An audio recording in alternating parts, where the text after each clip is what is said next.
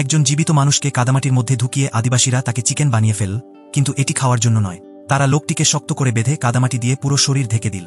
শ্বাস নিতে যাতে সমস্যা না হয় এজন্য নাক ও মুখে বাঁশের খালি নল ঢুকিয়ে দিল। মাটি শুকিয়ে গেলে তাকে তুলে চুলায় রাখল এবং ধীরে ধীরে ঘুরিয়ে ঘুরিয়ে গরম করল।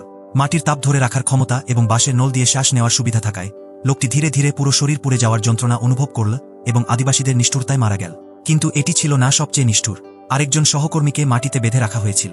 আদিবাসীরা তার সামনে একটি বিষাক্ত পোকা ফেলে দিল। আগুনের তাপে পোকাটি দিক পরিবর্তন করল। লোকটির ভীত চোখ দেখে পোকাটি তা চ্যালেঞ্জ হিসেবে নিল এবং পরের মুহূর্তেই তার প্যান্টের মধ্যে ঢুকে গেল। দুই সহকর্মীর মর্মান্তিক মৃত্যু দেখে পাশের শক্তিশালী চাচা চিন্তিত হয়ে পড়লেন। তিনি জানতেন হাতির দাঁত চুরি করার শাস্তি থেকে বাঁচা কঠিন, কিন্তু মৃত্যুর জন্য প্রস্তুতি নেওয়ার পরও আদিবাসীরা তাকে পাহাড়ের পেছনে নিয়ে গিয়ে ছেড়ে দিল। এতে চাচা অবাক হলেন। তিনি বারবার পেছনে তাকাচ্ছিলেন, ভয় পাচ্ছিলেন আদিবাসীরা পেছন থেকে আক্রমণ করবে। কিন্তু তিনি যখন তীরের চিহ্নিত জায়গায় পা রাখলেন, আদিবাসীরা সত্যিই একজন ভয়ঙ্কর হত্যাকারী পাঠাল। তারা চাচাকে খেলনা হিসেবে ব্যবহার করছিল, তাকে ছেড়ে দিয়ে একটি উত্তেজনাপূর্ণ বেঁচে থাকার খেলা উপভোগ করছিল। চাচা পরিস্থিতি বুঝে দেরি না করে দ্রুত পালানোর চেষ্টা করলেন। নিরস্ত্র অবস্থায় তিনি কোনোভাবেই প্রতিপক্ষের সাথে পাল্লা দিতে পারছিলেন না। কিছুক্ষণ পরেই তিনি ক্লান্ত হয়ে পড়লেন, আর প্রতিপক্ষ আত্মবিশ্বাসের সাথে একটি বর্ষা ছুঁড়ে মারল, কিন্তু তা একটু মিস করল। চাচা দ্রুত বর্ষাটি তুলে নিয়ে পেছনে আঘাত করলেন। এভাবে প্রতিপক্ষকে হত্যা করে চাচা তার সরঞ্জাম নিয়ে দৌড়াতে লাগলেন। কিছুক্ষণ পরেই তার সহকর্মীরা এসে পৌঁছাল। তারা তার ভাইয়ের মর্মান্তিক মৃত্যু দেখে শোকাহত হল। তারা বুঝতে পারল যে তাদের শিকার খেলার কারণে তার ভাই মারা গেছে। সহকর্মীরা কোনো কথা না বলে চাচার পেছনে ধাওয়া করল, তাদের ভাইয়ের প্রতিশোধ নিতে। ধাওয়া করতে করতে একজন সহকর্মী ক্লান্ত হয়ে পড়ে গেল এবং মুখ থেকে ফেনা বের হতে লাগল। শেষ পর্যন্ত সে মাটিতে লুটিয়ে পড়ল। শিকার দলের পতন চাচাকে কিছুটা বিশ্রামের সুযোগ দিল। পরবর্তী ধাওয়ার জন্য প্রস্তুতি নিতে তিনি আদিবাসীদের সরঞ্জাম দিয়ে নিজের জন্য একটি জোড়া জুতা তৈরি করলেন। এরপর তিনি বন্য প্রোটিনের সন্ধান পেলেন। যদিও আফ্রিকান বড় শামুকটি দেখতে অস্বস্তিকর ছিল, চাচা তা কেটে খেয়ে ফেললেন। খাওয়ার পর তিনি সন্তুষ্টির সাথে মাথা নাড়লেন। ঠিক তখনই আদিবাসীরা আবার তার পেছনে ধাওয়া করল। যদিও তারা কিছুটা বোকা মনে হচ্ছিল, তারা দ্রুত চাচার পায়ের গন্ধ শুকে তাকে খুঁজে পেল। কিন্তু 2 রাউন্ড ধাওয়ার পর চাচা ভীত না হয়ে শান্ত হয়ে গেলেন। চাচা প্রথমে একটি ক্যাকটাসে গর্ত করে পথচারীর ছাপ তৈরি করলেন, তারপর মাটিতে পায়ের ছাপ রেখে দ্রুত অন্যদিকে লুকালেন। আশা আদিবাসীরা সত্যি প্রবাহিত রস এবং চাচার জুতা খুঁজে পেল।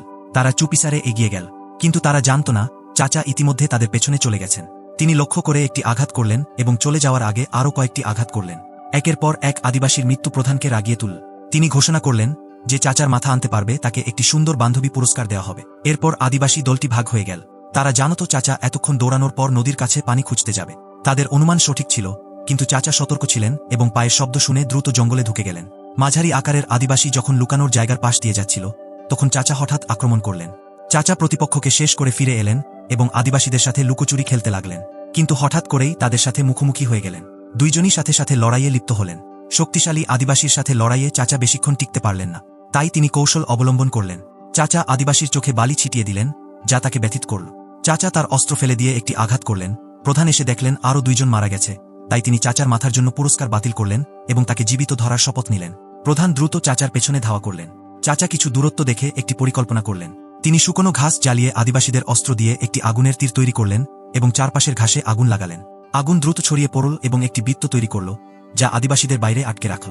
আদিবাসীদের অসহায় অবস্থা দেখে চাচা খুশিতে লাফালাফি করলেন, কিন্তু খুব শীঘ্রই তার হাসি ম্লান হয়ে গেল। আদিবাসীরা চাচার পায়ের ছাপ দেখে আবারও তাকে খুঁজে পেল। এবার তারা চাচাকে জীবিত ধরার শপথ নিয়ে পাহাড় পেরিয়ে ধাওয়া করল। চাচা শেষ পর্যন্ত ক্লান্ত হয়ে দুর্গের বাইরে পড়ে গেলেন। প্রধানের বাধা সত্ত্বেও একজন আদিবাসী প্রতিশোধ নিতে এগিয়ে গেল, কিন্তু দুর্গের বাইরে থাকা সৈন্যদের গুলিতে মারা গেল। প্রধান সৈন্যদের এলাকা দেখে আর সাহস করলেন না। অবশেষে চাচা খপ্পর থেকে পালাতে সক্ষম হলেন এবং প্রধানকে বিদায় জানালেন।